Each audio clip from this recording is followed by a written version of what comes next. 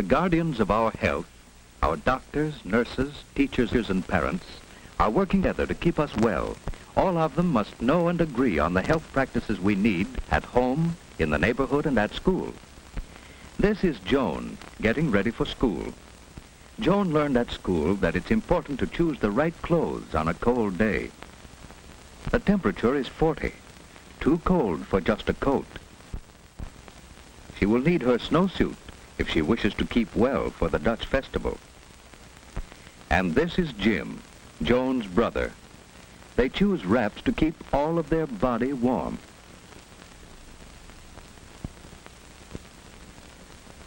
Mother is good to see Jim looking so well this morning. Their color is good, their eyes alert. They're ready for work or play. Mother needs to get another supply of paper handkerchiefs. Jim's friend George is eating an apple as he waits for them. That is a wise no thank you, Joan. Never share another's food. George has forgotten something that helps keep him clean. It's lucky for George that Joan has an extra tissue to lend him. Some children learn to jump or go around puddles, but George wades right into trouble because he forgot his galoshes. This is Miss May, Joan's teacher. George and Joan are glad to be in school. The children are getting ready for their Dutch festival. Tom has brought the thermometer in so that the children can guess what the weatherman doll should wear today. A raincoat and umbrella?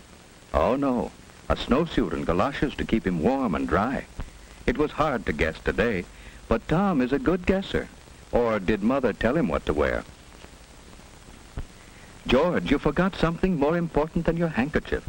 You forgot to cover your sneeze, and cold germs travel on your sneeze or cough, you know.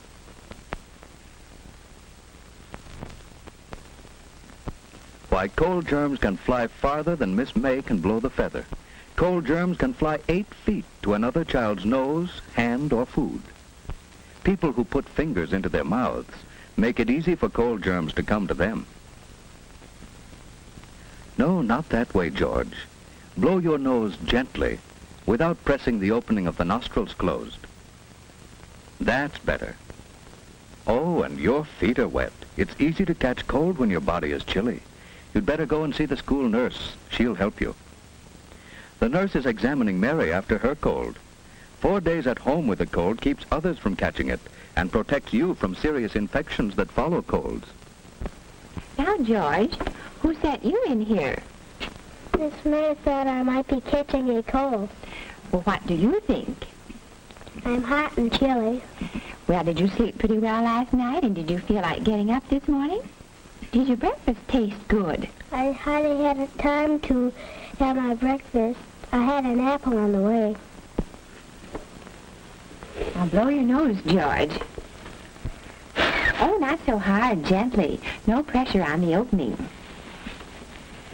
Now let's look at your throat. Open wide. All right, now you sit down, and I'll take her. You moisten your lips and hold this under your tongue. Oh, your feet are wet too, George. Winnetka, 3, 2, 1. Hello, is it Mrs. Powell there? Yes. Well, this is Miss Wright, Mrs. Powell.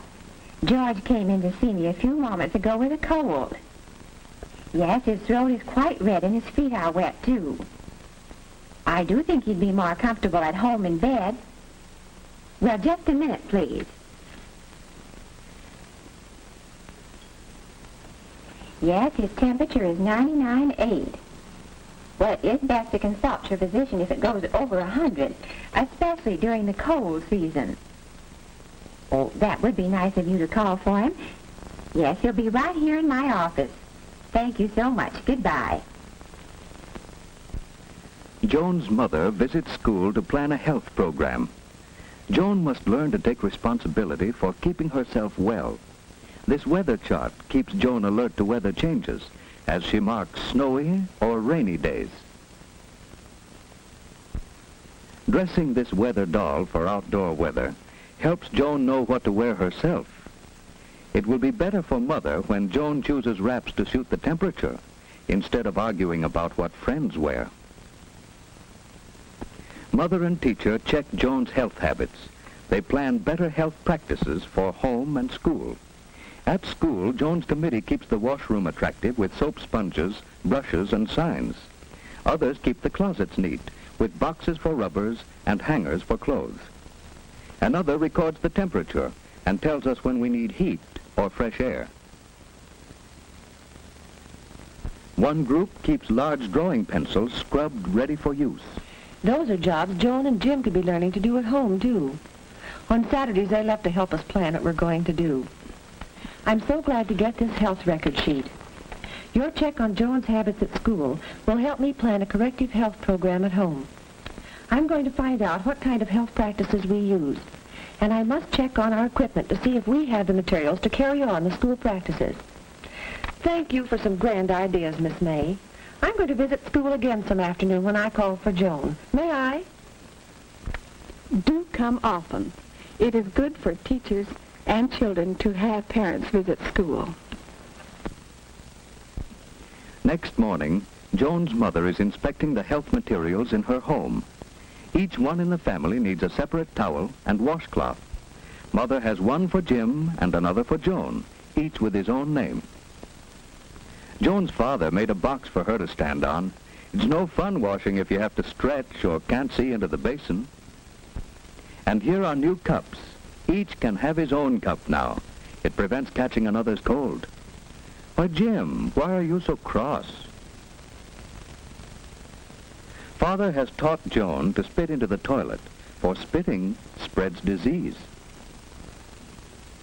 Here are the spoons for your cod liver oil, Joan. It's extra sunshine for us in winter and spring.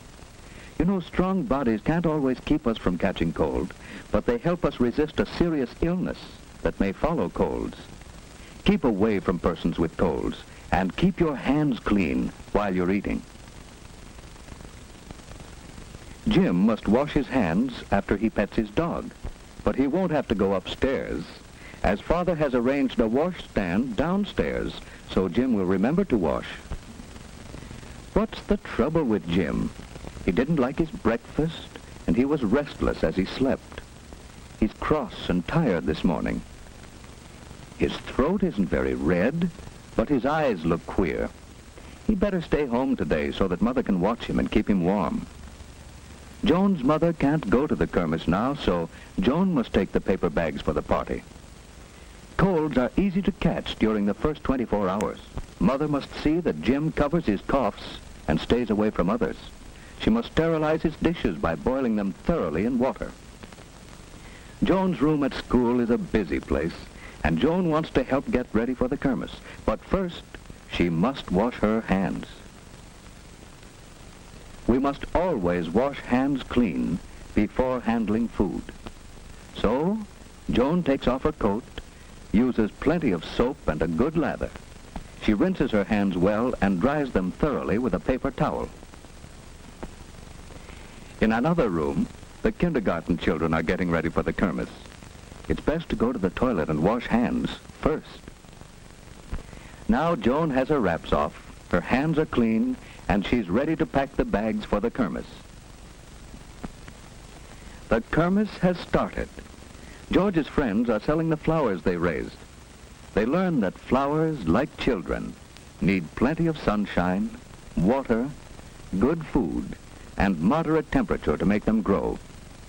Joan's friends are selling cheese, and they are careful to keep the food clean. Everyone is having a good time, while poor George stays in bed. His careless habits have made Jim miss the kermis too, and Jim is restless in bed. Now he knows it pays to avoid people with colds. But Jim's friends are enjoying the kermis. They learn that Dutch people are clean. Hollanders leave their wooden shoes on their doorstep so that their floors are spotless. The Dutch drink milk and raise their own vegetables and flowers. They keep well. You have seen these children learning to take care of themselves. Now, do you know why George and Jim missed the kermis?